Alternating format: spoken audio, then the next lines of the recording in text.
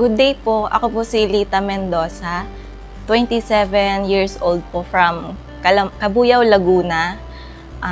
Nagkaroon po ako ng breast mass and then may wound po. Buti na lang po nakilala ko po ang Tree of Life Wellness Center through FB page po. And then nag-underwent po ng 10 days integrative care program. And then 3 days pa lang po nakitaan ko na po ng improvement yung health condition ko.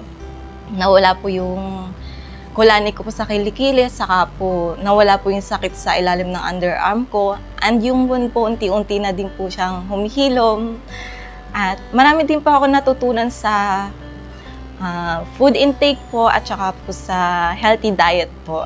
Kaya nagpapasalamat po talaga ako sa Tree of Life dahil napaka-bless ko po kasi mababait din po yung mga nurses.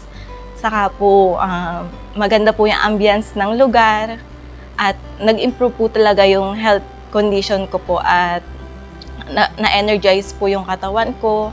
Dahil nung una po, medyo mahina po yung katawan ko nung pumunta po ako dito. At dahil po sa mga healthy diet po, lumakas po ako at napaka-ganda po talaga na experience po, a great experience po na mapunta po ako dito sa Tree of Life Wellness Center po.